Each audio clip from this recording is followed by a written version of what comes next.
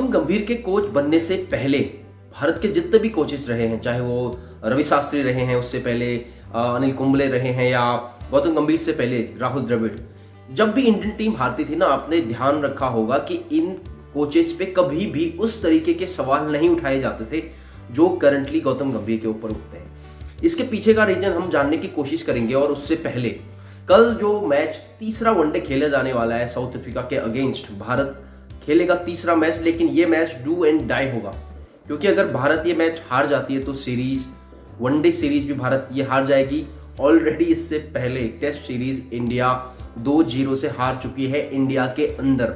ये बड़ा ऑड लगता है ना कि जब इंडियन टीम इंडिया के अंदर टेस्ट मैचेस हारती है, और वो भी व्हाइट वॉश। इससे पहले न्यूजीलैंड भी ये कारनामा कर चुकी है, आज साउथ अफ्रीका ने ये कारनामा किया है। तो इंडियन टीम इस टाइम पे कहीं ना कहीं बैकफुट में है, और जिस तरीके से दूसरा वनडे हारी है ना कल, बिल्कुल भी हारना नहीं चाहिए था। जब आप 300 350 प्लस रन्स बनाते हो तो आपके पास वो एडवांटेज होता है उनको उन रन्स को डिफेंड करने की। बट इंडिया की जो बॉलिंग लाइनअप है बहुत ही वीक, मुझे नहीं लगता कि इतनी वीक कभी भी थी भारत की बॉलिंग अटैक इससे पहले।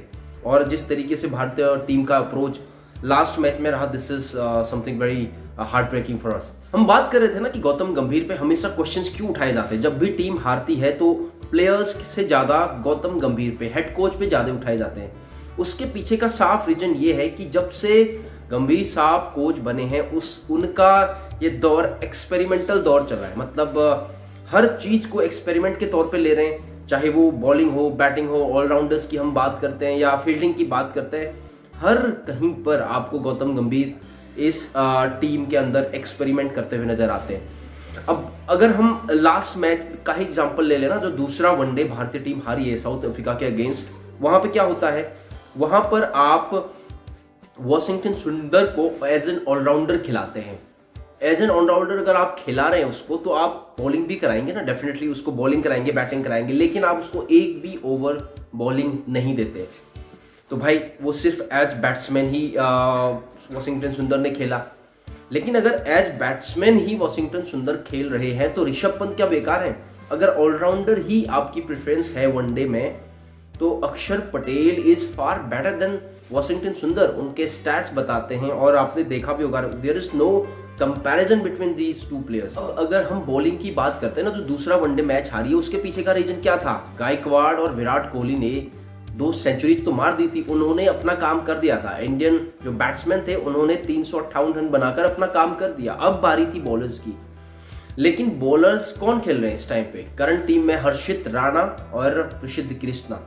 अब ये 2 गेंदबाज क्यों इंडियन टीम में इस समय हैं विदाउट एनी पास्ट परफॉर्मेंसेस? इस सवाल का जवाब शायद किसी के पास ना हो, शायद गौतम गंभीर के पास भी ना हो, लेकिन ये रेगुलरली वनडे भी खेल रहे हैं, टेस्ट भी खेल रहे हैं और T20 मैचेस भी खेल रहे हैं। इंस्टेड ऑफ हर्षित राणा और प्रसिद्ध कृष्णा, आपने घर पे किसको बिठाया है?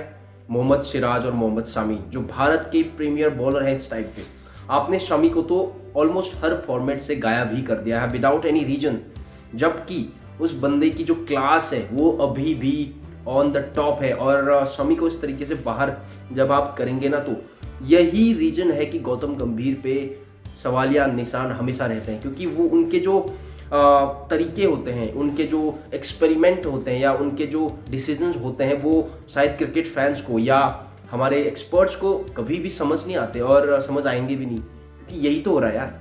टेस्ट मैचेस अगर आप घर के अंदर, जब न्यूजीलैंड आई थी 3-0 से हराया था, वहां पे भी व्हाइट वॉश हुए थे। आप अगेन साउथ अफ्रीका इंडिया के अंदर आती है और 2-0 से आपको हराती है। मतलब वी कांट इमेजिन कि 2-3 साल पहले जब विराट कोहली कप्तान थे और राहुल द्रविड़ जब कोच थे, तो हम इमेजिन भी नहीं कर सकते इस चीज को यार, कि भारत के अंदर तरीके से व्हाइट वॉश करके कोई टीम जा सकती है। तो अगर इस तरीके के डिसीजंस होंगे तो भारतीय टीम कहीं ना कहीं तो लैग करेगी ना, चाहे वो बॉलिंग डिपार्टमेंट हो। इस तरीके की जब गेंदबाजी आप करोगे, आपके बल्लेबाज जब 350 प्लस रन बना देते हैं वनडे में, 350 रन बहुत मायने रखते हैं। अभी ऐसा नहीं है कि 350 रन चेज करना against India in India, it's not that easy.